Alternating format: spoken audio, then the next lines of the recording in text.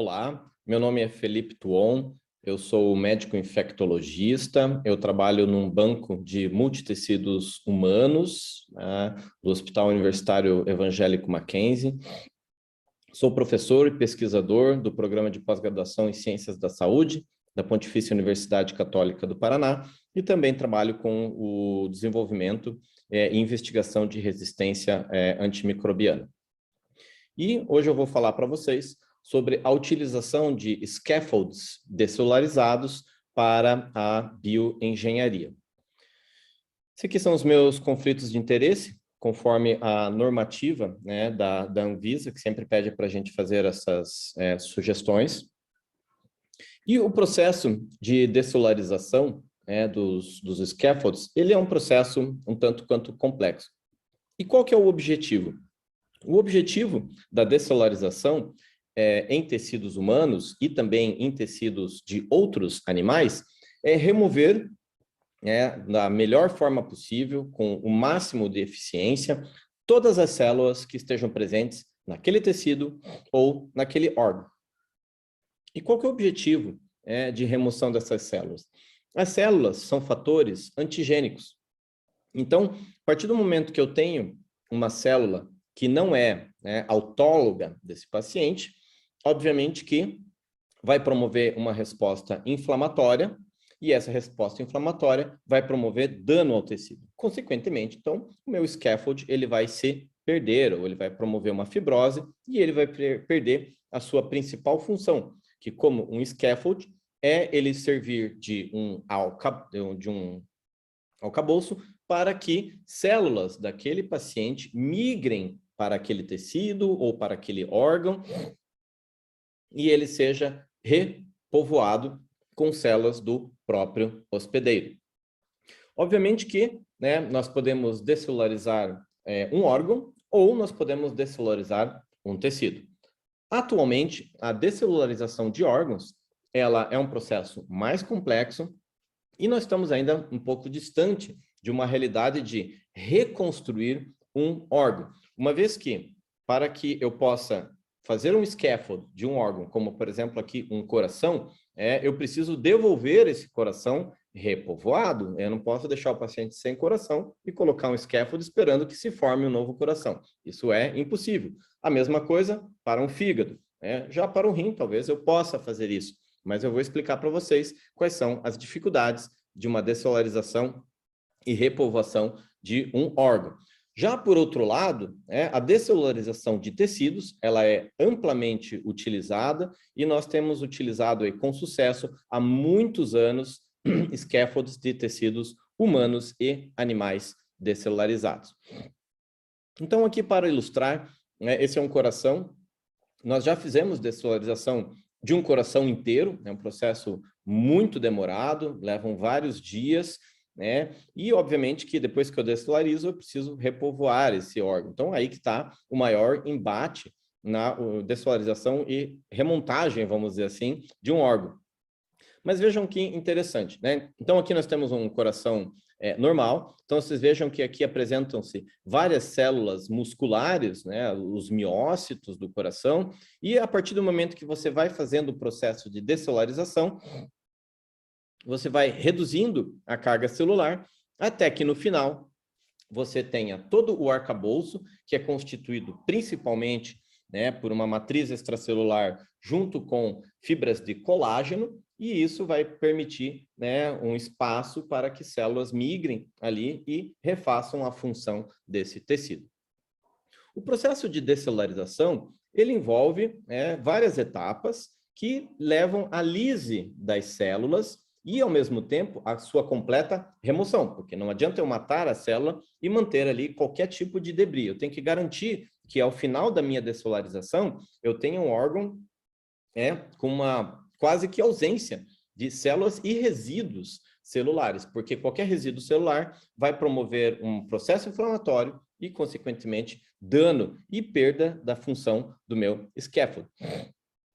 Então, aqui é um dos exemplos de uma descelularização de coração, onde, nesse processo, nós podemos utilizar desde água, porque a água deionizada, ela tem uma característica hipoosmolar, consequentemente, por diferencial osmótico, isso vai inchar a célula, lise celular, e, obviamente, né, aí o dano, a descelularização. Mas, obviamente, que isso não é suficiente. Então, em geral, nós associamos detergentes, nós associamos enzimas que destruam DNA, que possam destruir algumas proteínas, mas o que leva a lise de proteínas também pode promover a lise do scaffold. Então, não é um processo muito utilizado. E essas etapas, elas são consecutivas, seguidas por várias lavagens, e lá no final, eu tenho que, ao ter o meu scaffold, não só livre das células, mas também livre de todos esses componentes enzimáticos que foram utilizados, esses componentes detergentes, porque qualquer resíduo dele também pode promover dano das células que vão migrar para aquela área. Sem falar na questão de citotoxicidade. Então, onde for implantado esse tecido, se eu ainda tiver resíduos dessas substâncias, isso pode promover um dano peritecidual, resposta inflamatória e perda do meu scaffold. Então, esses são etapas muito importantes e elas podem levar ali dias, semanas até, para que eu consiga fazer uma descelularização e eliminação dos resíduos celulares e dos detergentes da forma mais efetiva possível. Um rim, ele também pode ser descelularizado. Então, aqui vocês estão vendo um rim de camundongo, submetido a um processo de descelularização, e lá no final eu tenho praticamente só o arcabouço. O fato é que eu regenerar esse rim é um processo muito complexo, porque eu preciso fazer uma estrutura que é o glomérulo, esse glomérulo ele precisa depois fazer os túbulos renais, os túbulos renais precisam se conectar uns aos outros para formar a pelve, posteriormente o uréter. Então, é algo muito complexo. Por isso que eu falo que nós estamos ainda um pouco distantes dessa reconstrução de órgão para, na sequência, o implante. Mas isso não é impossível. Esse aqui é um estudo publicado na Nature Communications, né, onde eles fizeram a remoção de um coração de camundongo, né, promoveram a descelularização, mantiveram toda a matriz extracelular e fizeram a repovoação do coração com células progenitoras humanas. Então, foi reconstruído um coração a partir de células humanas, a partir de um xenoenxerto, no caso aqui, de um camundongo. E vocês podem ver na imagem, na histologia, a repopulação com as células do miocárdio, aqui na microscopia eletrônica, as mesmas características. E vejam aqui no processo de descelularização, uma técnica que é o DAP, que são esses pontinhos aqui azuis no meio dos vermelhos, que mostram a presença de DNA. E nas últimas etapas da descelularização, aqui ao final, vocês podem enxergar a ausência desses pontinhos azuis, mostrando que nem restos de DNA ficaram ali naquele tecido. Então, mostrando aqui que a descelularização que eles promoveram foi efetiva.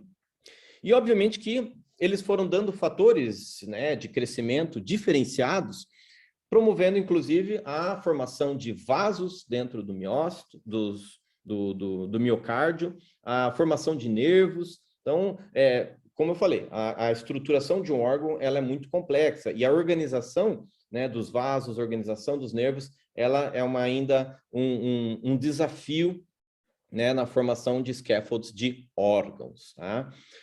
Então, eu sempre comento, né, que a descelularização de órgãos, né, nós temos ainda um longo caminho a ser percorrido para que isso seja uma realidade e uma possibilidade de substituição de órgãos, né, e diminuindo aí o número de transplantes e não só a questão de menor necessidade de doadores para transplante, mas eu dando um órgão completamente descelularizado e obtendo células progenitoras do próprio receptor, eu posso diminuir ou até mesmo tirar a utilização de imunossupressores, porque os imunossupressores servem para evitar aquela resposta inflamatória. E a imunossupressão causa uma série de danos para o paciente, principalmente doenças oportunistas e eventos adversos relacionados ao processo de imunossupressão. Mas agora eu vou trazê-los novamente à realidade, porque isso realmente parece um sonho, né? Poder reconstruir um órgão e não precisar mais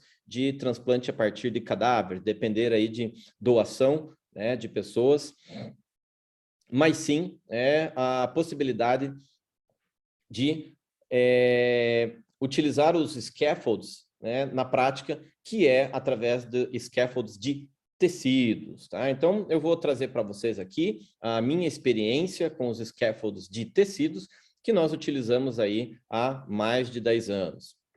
Então, nós realizamos, esses aqui são os principais scaffolds que são utilizados. Então, nós conseguimos fazer scaffolds de válvulas cardíacas a partir de humanos. Você pode fazer a partir de animais. O fato é que a estrutura anatômica de um animal que se encaixa perfeitamente nessa válvula nem sempre é tão fácil. Então, a utilização de um homo-enxerto, né, no caso aí de homem para homem, fica mais fácil do que eu utilizar um enxerto de animal.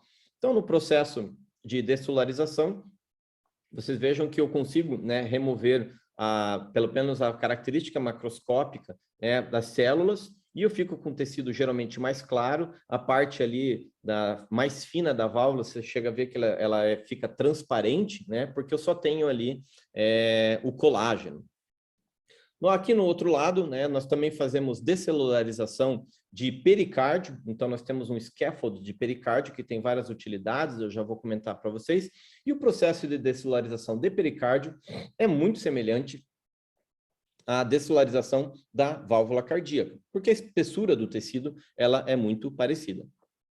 Já quando nós fazemos a descelularização de osso, né, para utilizar o osso como scaffold para a regeneração óssea, é um processo completamente diferente. Ele é muito mais agressivo, porque o osso tem uma matriz inorgânica significativa e as células, os osteócitos, eles ficam no meio da matriz inorgânica, junto com a matriz orgânica, porque se nós removermos a matriz orgânica, o fosfato de cálcio ele desmancha, vira pó. Então, a hidroxiapatita ela precisa do componente de colágeno para que o osso fique na estrutura, né, de um scaffold.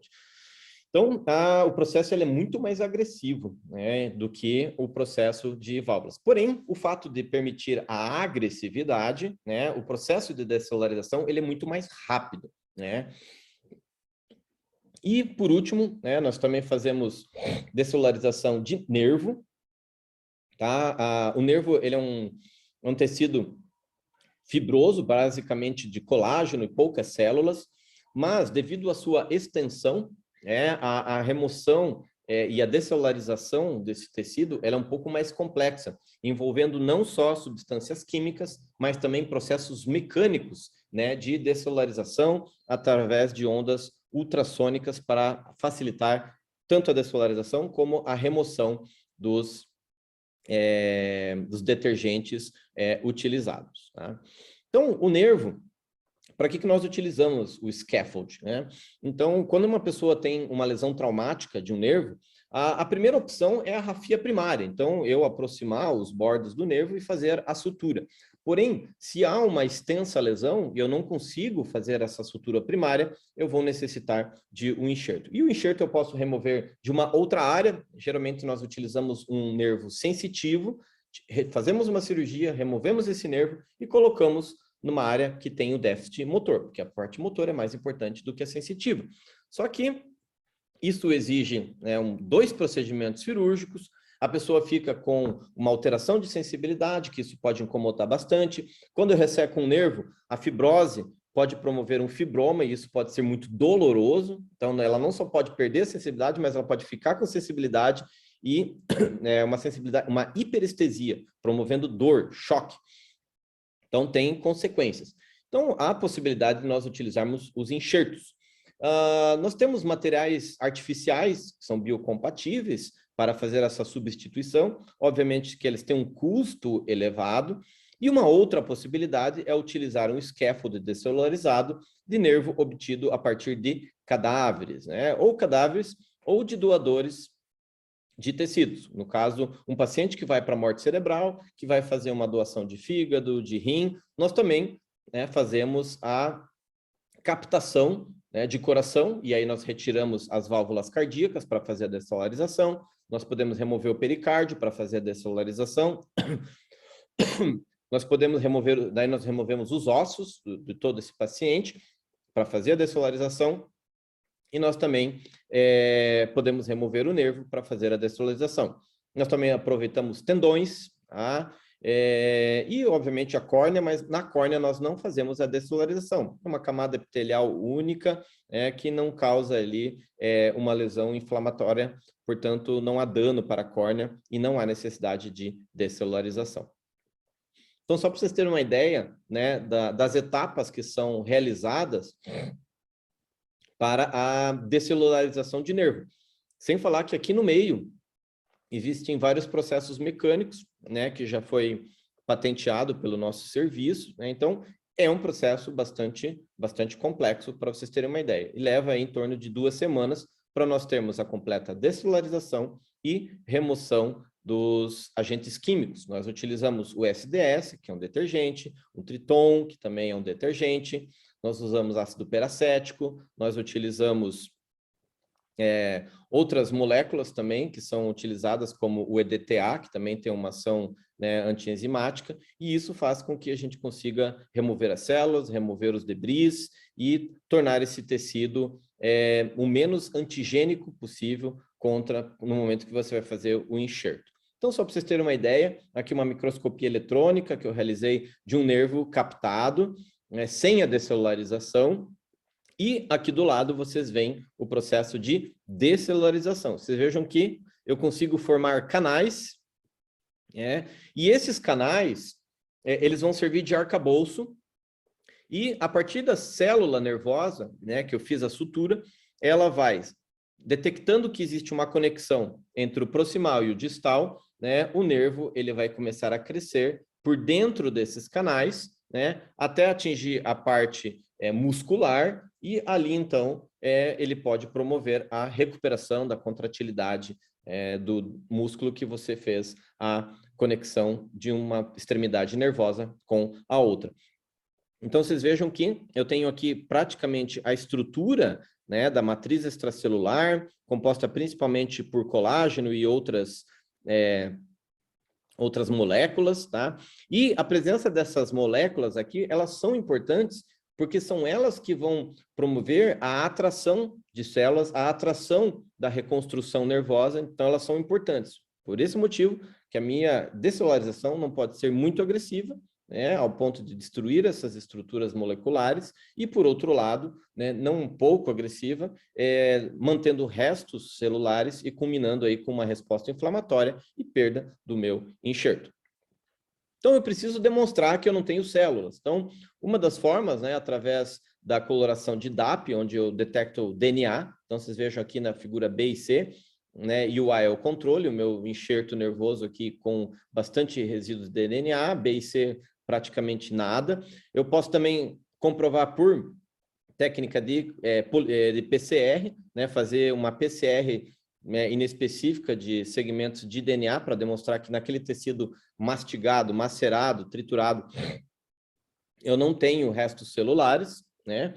E, obviamente, que a histologia também faz parte desse processo, onde eu não enxergo aqui estruturas celulares, né, dentro do meu scaffold. Então, esse é um processo aí que nós realizamos durante as padronizações e validações do processo de descelularização, para ter certeza que o nosso produto ele está adequado.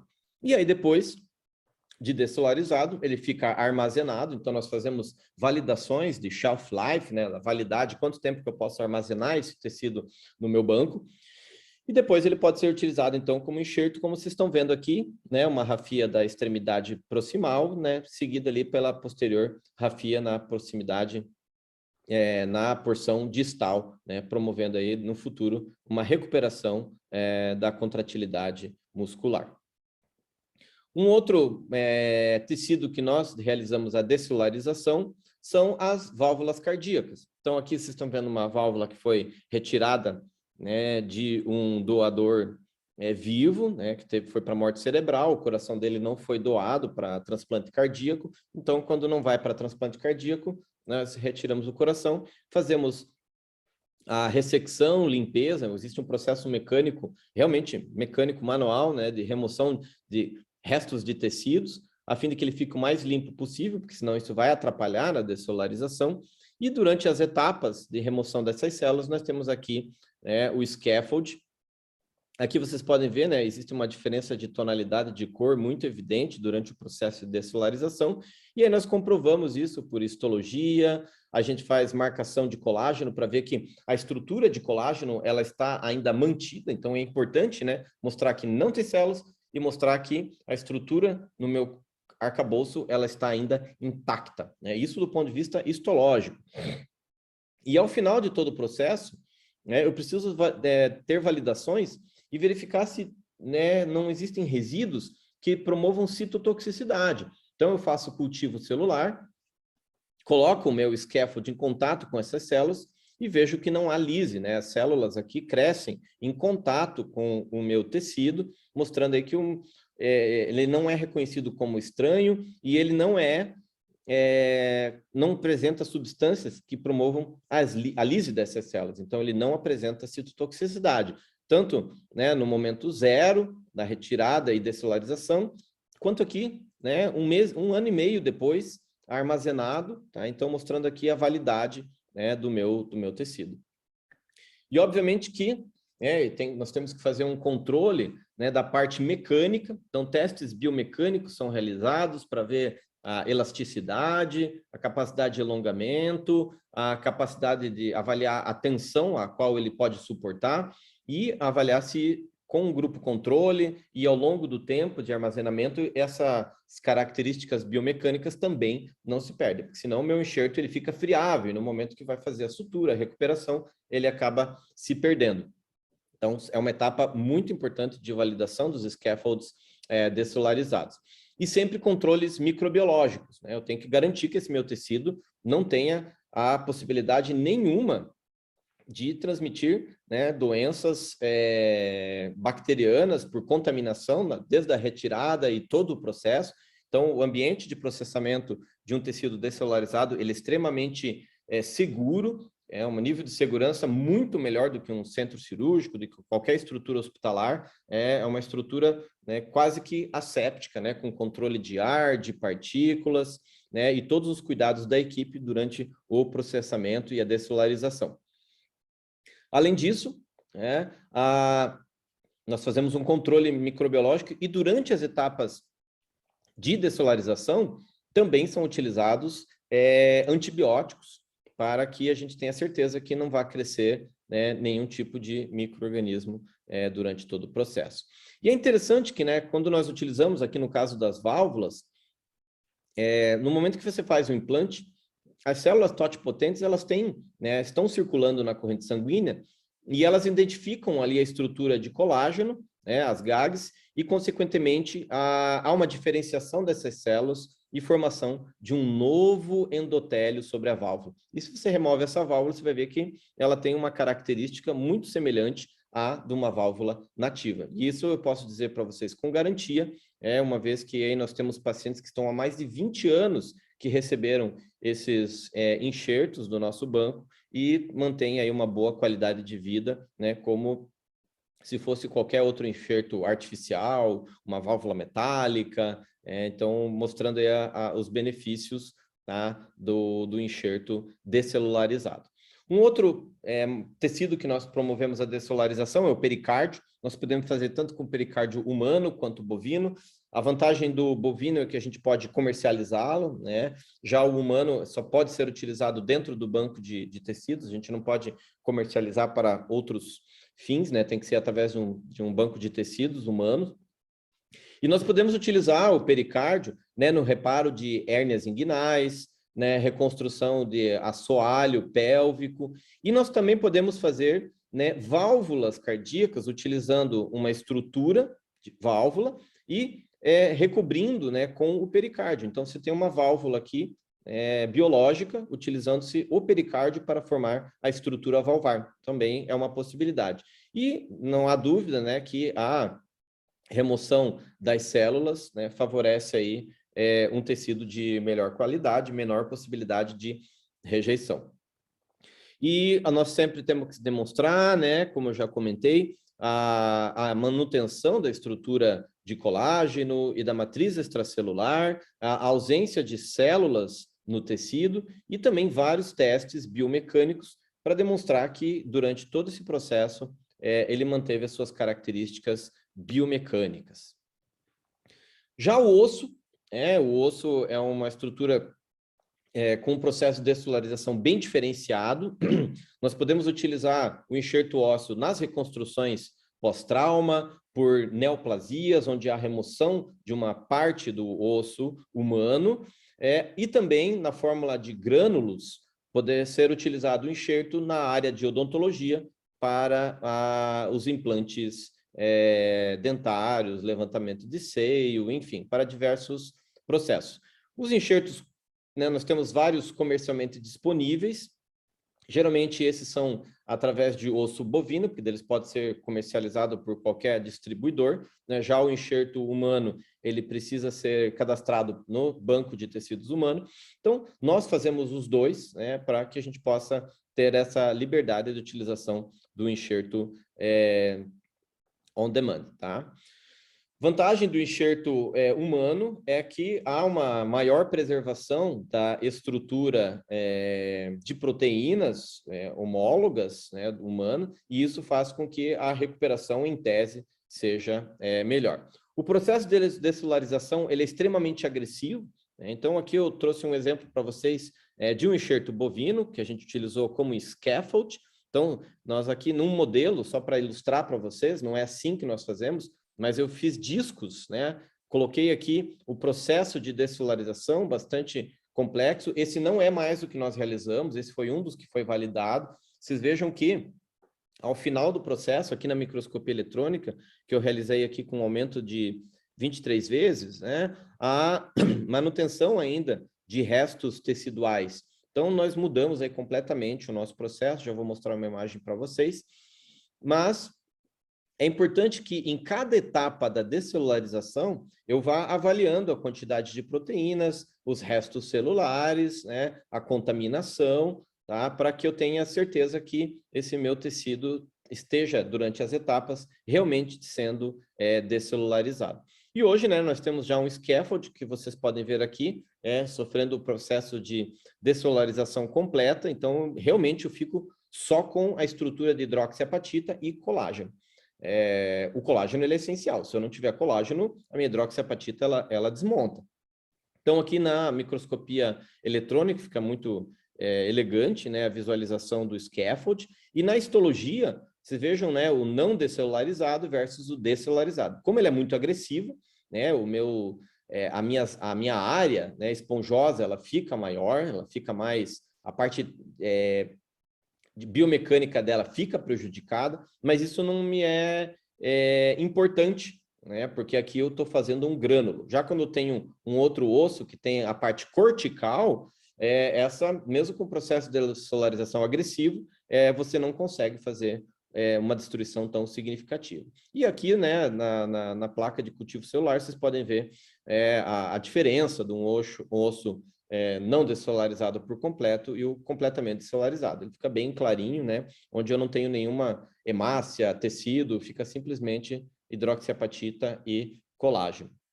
E aqui a gente sempre faz avaliação de citotoxicidade para demonstrar que o meu tecido lá no final, após toda a descelularização e a remoção dos ativos detergentes, né? Você pode usar ali peróxido de hidrogênio a 30%, né? Fica borbulhando o tecido ali, removendo todas as células, né? Que ao final eu vou ter um tecido que não causa dano para o meu receptor, tá? E obviamente a gente faz a comprovação disso em modelos animais. Então aqui um modelo de calvária de camundongo, onde eu coloquei o meu enxerto, tá? Aqui eu fiz até uma reconstrução em impressora 3D para ver o defeito e a reconstrução posterior. E aqui imagens de tomografia, mostrando, né, a reconstrução com o enxerto e o completo, né, aqui sem o enxerto, aqui com o enxerto, mostrando que esse osso que nós desenvolvemos, ele é capaz de ser reabsorvido e formar uma nova matriz orgânica, seguida, então, da sua deposição de matriz inorgânica. Então, é importante que o enxerto, ele não preenche e ele se, né, repovoa e fica um osso normal. Ele precisa ser reabsorvido e reconstruído. Então, é um processo dinâmico que leva alguns meses, para daí sim ele ser completamente ósteo integrado, né? Então, existe uma osteoindução, que é a capacidade desse meu enxerto trazer células progenitoras, uma osteointegração, seguida, então, da osteogênese, a capacidade de formar um novo osso em cima desse meu scaffold. Uma característica que a maioria dos materiais biocompatíveis artificiais não apresenta. E aí, depois, eu uso os grânulos do meu enxerto para a área de odontologia, também posso fazer tábuas ósseas pós-trauma ou para pacientes que foram submetidos à ressecção óssea por neoplasias. Então, são várias as utilidades aí do enxerto ósseo. E aqui para demonstrar, né, uma captação, onde são removidos todos os ossos, praticamente, digo todos, são quase todos, né? Ficam aí da mão, do pé, o resto nós removemos, fêmur, tíbia, fíbula, húmero, rádio, una, talos. E nós também podemos fazer nos pacientes que vão ser submetidos à cirurgia de prótese de quadril, nós podemos retirar a cabeça do fêmur. Então, é um doador vivo. Tá? Então, ele vai fazer a cirurgia, vai tirar o fêmur, nós aproveitamos para fazer a doação. E aqui nós temos o embalamento do produto final. E vejam que, né, o processo aqui de descelularização, ele é extremamente cuidadoso, tem toda uma parte mecânica, a parte química e o controle de qualidade para que eu não tenha nenhum tipo de contaminação e esse meu material aqui fique o mais seguro possível para ser utilizado na prática clínica. Tá? E, em conjunto com a descelularização, né, nós estamos evoluindo para processos que possam melhorar a qualidade do meu scaffold descelularizado, não só do ponto de vista estrutural, mas também de regeneração, melhorar a regeneração tecidual, assim como também scaffolds que tenham menor probabilidade de causar infecção, porque um scaffold, você vai fazer uma cirurgia, existe risco de infectar. E se você perder o scaffold, a chance de um novo procedimento diminui. Até porque, por exemplo, na área onde tem infecção, há produção de biofilme, e nós sabemos que remoção de biofilme é algo extremamente complexo e, às vezes, quase que impossível. E é dentro desse contexto que nós estamos implementando, né, as técnicas de nanotecnologia para a impregnação de nanopartículas, tanto para aumentar a gênese de células no meu scaffold, assim como também promover uma proteção contra infecção. Então, né, no nosso modelo, por exemplo, de scaffold de osso, nós conseguimos fazer a impregnação com nanopartículas de prata, e a prata, ela tem uma característica não só de ter a atividade antimicrobiana, mas ela tem a capacidade de induzir a osteogênese, então, tendo aí um duplo efeito, né, facilitando a osteointegração e, ao mesmo tempo, evitando infecção, principalmente em enxertos dentários, que é uma área que é de risco de contaminação muito grande. E aqui vocês podem ver na microscopia eletrônica e aqui na ultra microscopia eletrônica, mostrando a presença, né, das nanopartículas de prata na superfície do osso por adsorção. Aqui uma espectroscopia de raio-x, um EDS, né, mostrando a presença, né, de prata, o Ag aqui, né, no tecido. E aqui uma placa com Staphylococcus aureus, mostrando o nosso enxerto impregnado com nanopartícula e o enxerto não impregnado. Vocês vejam que há um halo de inibição ao redor do enxerto que não deixa a bactéria chegar próxima dele. Então, mostrando aí a atividade antimicrobiana da nanopartícula de prata, né? Atualmente, nós já desenvolvemos o estudo animal e a próxima etapa desse enxerto com nanotecnologia é a utilização em humanos, tá? Já está indo para projeto em comitê de ética humano. Então, aqui, só para vocês terem uma visualização melhor, né? O scaffold é impregnado com nanopartícula de prata, demonstrando aí a clara evidência de atividade antimicrobiana. E nós testamos também, né, o osso com nanopartícula em modelos de calvária de camundongo, mostrando uma atividade não só antimicrobiana, mas a sua capacidade de osteointegração sem citotoxicidade da prata, que ela é comumente descrita, né, não só pela sua ação antimicrobiana, mas também tem um certo efeito citotóxico. Mostrando aqui que, então, a ausência de toxicidade e a completa integração, né, desse enxerto na calvária. Nós também utilizamos a membrana de colágeno, então aqui eu tenho uma membrana armazenada em líquido, mas a gente pode fazer a liofilização e ter essa membrana seca, guardada, né, em temperatura ambiente, com chance de contaminação muito pequena. A gente pode, inclusive, esterilizar depois, seja por irradiação ou até mesmo óxido de etileno, desde que eu garanta a remoção completa da água. E é interessante que nós conseguimos também a impregnação de nanopartículas. Então, eu posso utilizar a membrana, né, para reter um enxerto ósseo junto com a nanopartícula na membrana e evitando, né, a migração de bactérias, formação de biofilme na área do meu enxerto, diminuindo aí a chance de reabsorção e perda do meu enxerto. Então, é uma possibilidade muito interessante. E aqui, né, eu fiz a microscopia eletrônica, mostrando a presença das fibras de colágeno intactas quando comparado ao controle, mostrando que o processo de descelularização e de incorporação das nanopartículas não promove dano tecidual. Então, eu acho muito importante trazer para vocês, né, que nós vemos muita tecnologia, né, mas nós precisamos sempre pensar na questão da ciência translacional, onde nós temos problemas lá com os nossos pacientes, eu, né, levo isso para a bancada, a gente desenvolve a tecnologia, né, e a nossa Health Tech leva de volta isso para os pacientes. Então, esse é o objetivo, né, de trabalhar com scaffolds, não só desenvolver, patentear e ponto final.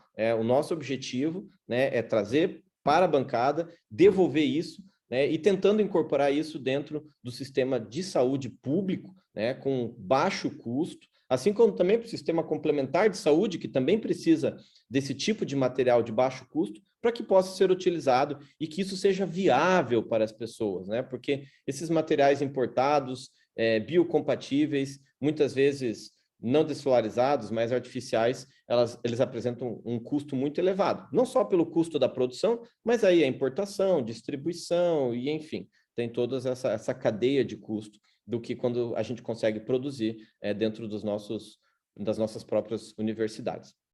Então, gostaria de agradecer, né, a todos que assistiram essa apresentação.